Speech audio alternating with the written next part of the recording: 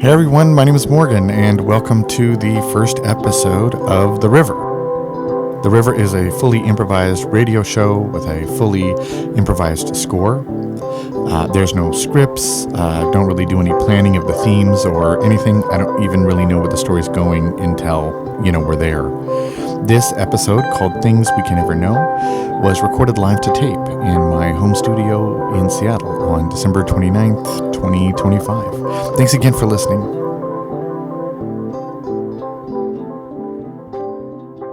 There are some things in this life that you can't know.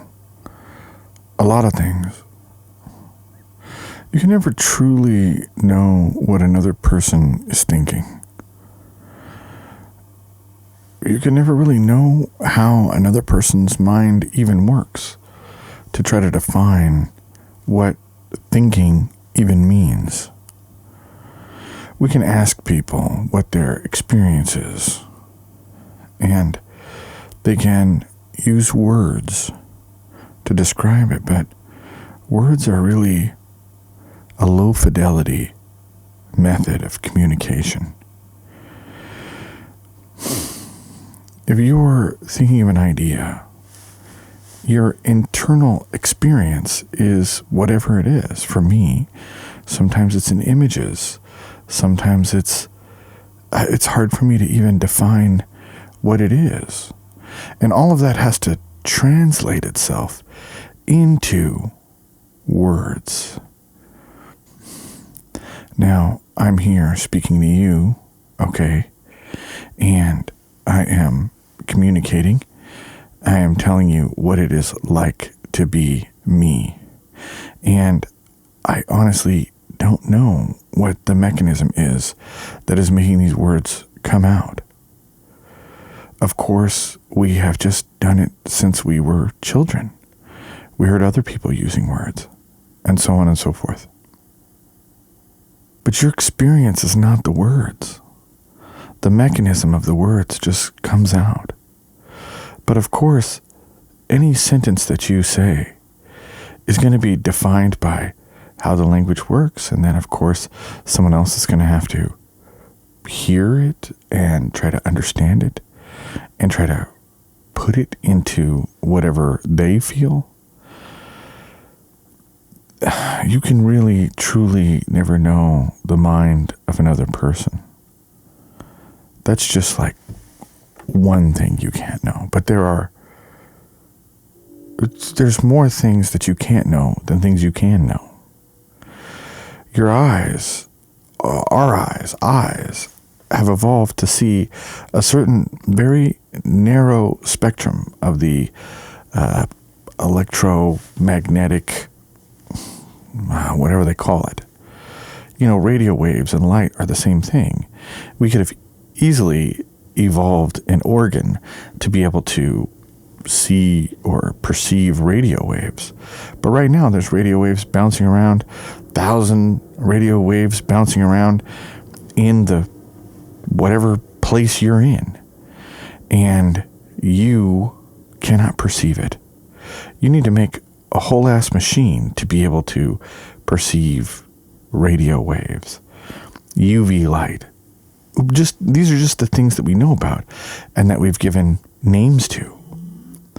There are so many things that we cannot perceive as ourself and things that we cannot know. Basic, fundamental questions. And these are fundamental questions that we would need to know the answer in order to live any semblance of a good life. To have any semblance of to even just know how to make basic decisions from moment to moment. We can never know if there is a God, a creator, other entities. We can never know what the quote-unquote meaning of life is. We can never know any of this. It is unknowable. And yet we go on living our lives just day to day. So for me, hard for me to stop thinking about this. And I've been like that for a long time. When I went to college, I studied philosophy. And I didn't finish because I couldn't figure out a reason to finish. Because if you can't figure out first principles, then how are you even going to know what,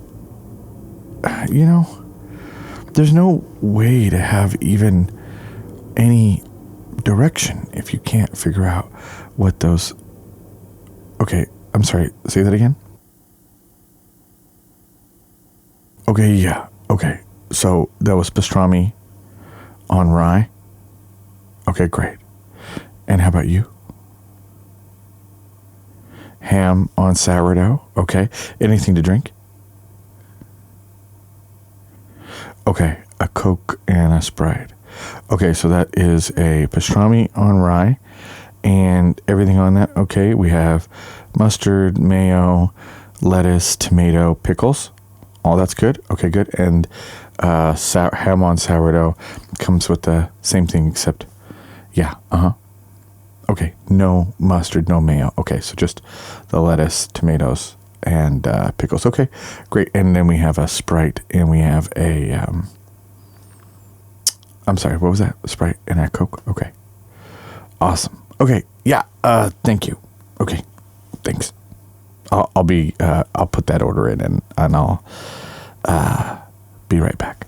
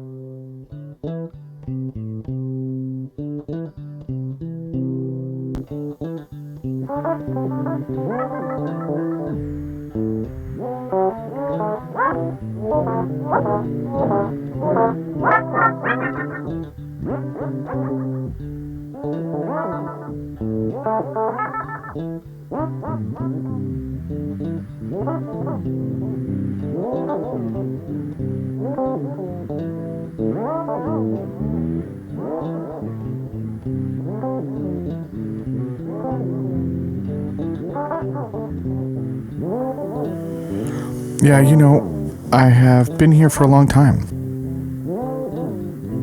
I think I've had this job for 10 years, and I've served all kinds of people. Movie stars come in here sometimes. That's cool. Yeah, I've served all kinds of people. I've served the mayor came in here one time. A lot of producers and just kind of regular people. I like movies, so I know, I talk to people, so I know that there's editors and directors of photography and those kind of people come in here. That's pretty cool, but you know what? 90% of it's just work-a-day people, people that work in the offices around here. It's not a ton of people that work in the industry, even though we're very close to Hollywood. It's like not that many people are really actually work in the industry here, especially, during the day. I've been working here for so long, I can kind of choose my own shifts. So I choose to come in and, I like to work during the day. I like to get up a little early, kind of have my time. I do some yoga, I do some reading, maybe walk the dog. And I like to come in here, and I really like the lunch rush. It's fun. I get to talk to some of the same people over and over again. And then I can kind of clean up and I don't have to deal with dinner. Dinner's really hit or miss. Sometimes it's really busy and that's good. You make a lot of money. And then sometimes it's not. But with the lunch rush, it's always just really steady. And like I said, you get to see the same people over and over again, which, you know what, that is something that I like. I do find that to be really pleasant. So,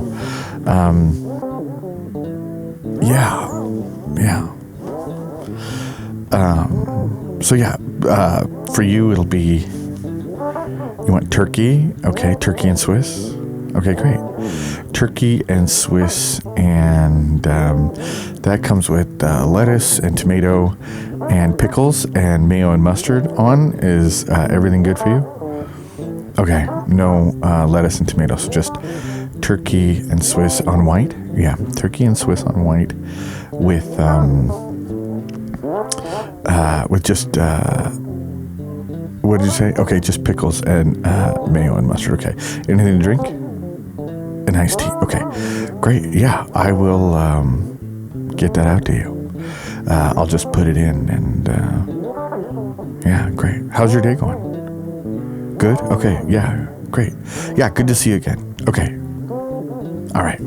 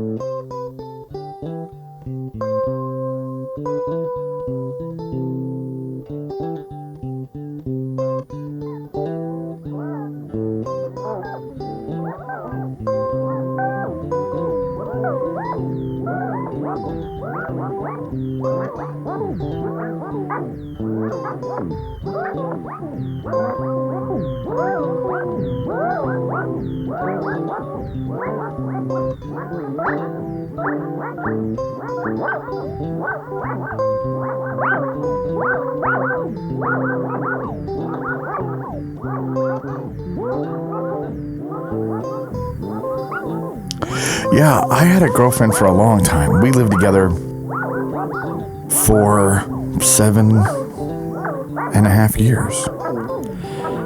Anna. She didn't like to be called Anna. Yeah, her name was Anna. Took me a while getting used to that, to be honest. Don't tell her, but I always thought it was a little pedantic. She was great. She was awesome. She was really good. Especially, for the first 6 years. Yeah, blonde. She grew up in Boise, Idaho. And she'd come from like a religious family. She came down here just looking for herself, trying to find, what she did. She found herself, she went to UCLA. She majored in environmental studies. She got an environmental science degree, and now she moved back to Idaho. Yeah, the last 1.5 years of our relationship was really hard.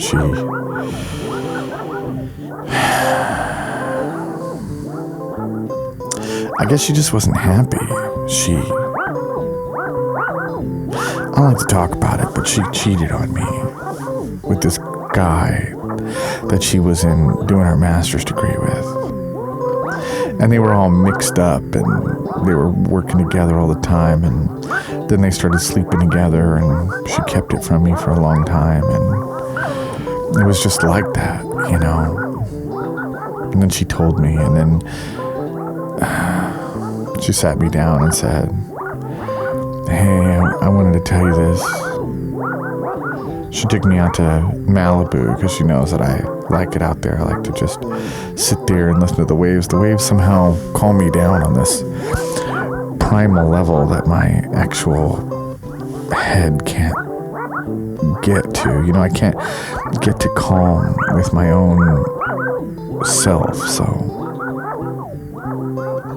then we were sitting out there and she said, hey, I gotta tell you something. And she just told me everything. She said that she met him. His name was Brian, and they were working together, and he was nice. And at first he didn't flirt with her. He had a girlfriend, and then him and the girlfriend broke up for some fucked up reason. And then they just got close. And then one day they were there late doing some of their research, and they just started making out. And she came home, and I remember that night she was acting really weird, and I didn't really think anything about it. I cooked her dinner, and we just kind of went to bed. And I remember that night that she initiated having sex, and she basically hardly ever initiated having sex. And so it was like I just remember it very specifically. And so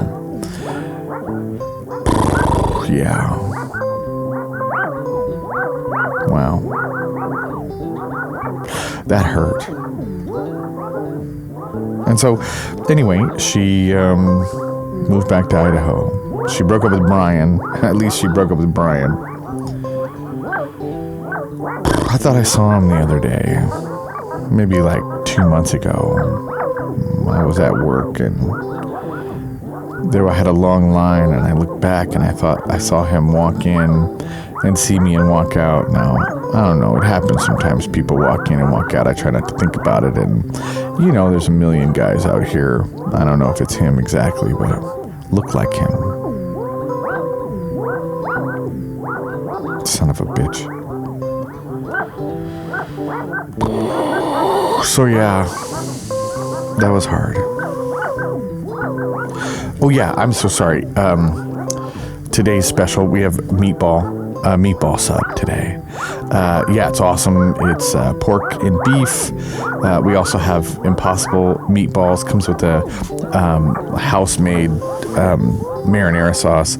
Yeah, it's really good. We can put cheese on it or not, however you want it. That's the special today, yeah. Yeah, you want one? Great. You want 3? Okay, great. And okay, those are, they come foot long. We don't have different sizes on that one. That's okay. Okay, awesome. And you want cheese on them? Okay, you want cheese on all 3? Great. Okay, awesome. And anything to drink there? You know what? Right now, all we have is this Sandpiper IPA. We normally have a little bit more of a selection, but right now that's all we have in terms of like actual alcoholic beverages. That's all we have. You'll take one of those? Okay, great. So 3 meatball subs with cheese and a Sandpiper IPA. Okay, awesome. Yeah, let me just put that in, and yeah, it's good talking to you, Denise. Yeah, I'll have that out for you right away. Okay, thanks.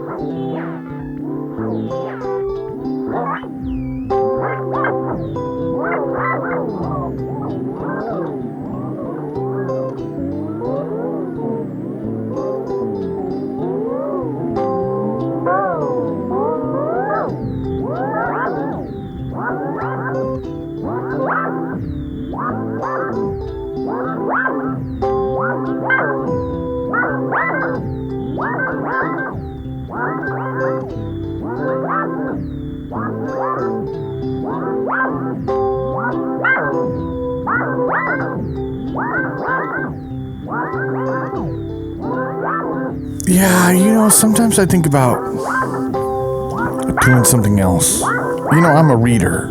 I like reading. And when I was in college, I majored in philosophy, and I didn't finish. But now sometimes I think about finishing and going back and teaching community college. My first philosophy class was in community college, and the teacher was really influential in my life, and I think it'd be awesome to do that. I know it's a lot of work, and to get a philosophy degree, you have to read a lot of the primary sources, often in a different language, and I'm interested in epistemology, and a lot of the primary sources of epistemology are in English, so that's a little bit of a barrier there. I would have to take a course of study on language, or I'd have to cut some of that out there, but it is something that I've been thinking, and I can always just go back to community college and start working on getting more credits. But I like it here. My coworkers are really nice. My customers are really nice. I love my customers, and I love my shift. And I can choose whatever shift I want. The owners are really great people. Doug and Margaret, they're awesome. And they've taken care of me in a couple of really hard parts of my life. When me and Anna were breaking up, they were really nice to me. I had a couple of health scares, and they were nice. And I don't know, I just like it here. Occasionally, there's like sometimes directors and actors that come in and grab a sandwich because we're so near to the studios and stuff. That's cool. So I don't know. Sometimes I feel lame for not like being ambitious. My sister is a what do they call them? Like a physician's assistant thing, but it's like kind of like almost a doctor, like a nurse who can prescribe medicine and stuff. Is that what it's called? Not a physician's assistant, but you know what I mean. Like one of those fancy nurses, more than a nurse, a buff, I don't know what to say. Anyway, that was hard for her. She had to go to school for a long time, and she's out there helping people, and I know I'm just making sandwiches, and I don't have a lot of money, and I wish I had a better car and stuff, but I don't know. Is that what life is about? Like, I just like coming here and talking to you guys, and just being around. So, I don't know, is it a character flaw to not be a striver? There is so much benefit to living life and just being focused on what is happening right now, just in this moment. Sometimes I have anxiety, and it's just this ambient feeling of dread, and I suffer. I truly suffer. And then during those moments, I will stop, and I'll just look around me, and I'll take a deep breath, and I'll just think, in this moment, what is there? And I'll just see the texture of the paint on the wall, or I'll see a bird, or I'll smell something. Maybe I'll just smell the soap on my own skin, or whatever it is, and I'll just think how pleasant it is to just be alive right now in this moment. And you know what? My brain is already going off in a million miles a moment, and I'm fighting against feeling like I'm on the precipice of not finding any meaning and understanding, anything that's going on. I'm always thinking about what it is, but then there's this concrete reality, the molecules going into my lungs, the taste, the feeling of connection and community that I see when I come in here to the sub stop. And just like how fun it is to say sub stop. That's such a great name for a sandwich shop. The Sub Stop on Sherman Way. It's fun to say. Where else would I go? You know what? There's a lot of things that you can never know. You can never know what somebody else is truly thinking. You can never know even how somebody else's mind works. It is impossible to know how to even define what thinking is. And it's impossible to know if someone that you love and care about has been lying to you for a year.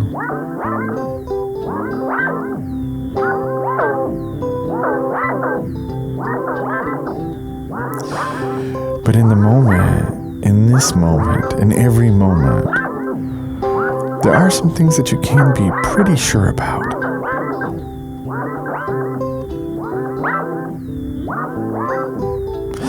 And for me, right now, in this moment, I'm sure that I like it here.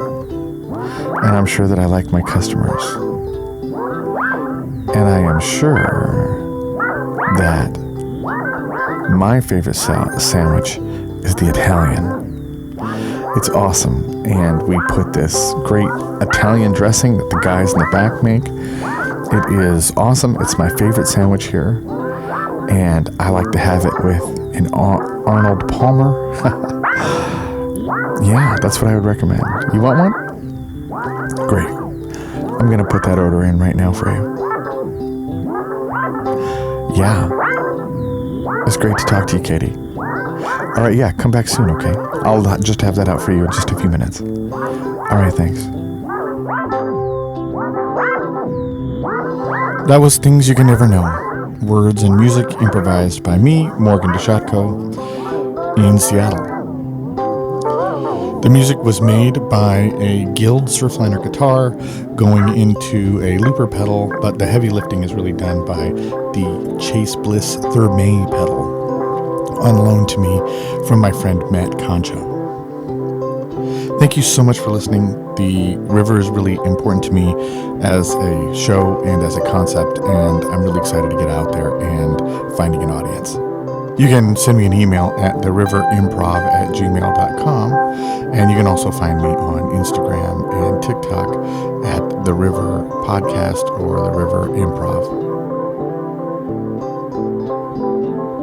Thanks so much for listening, and come back next week.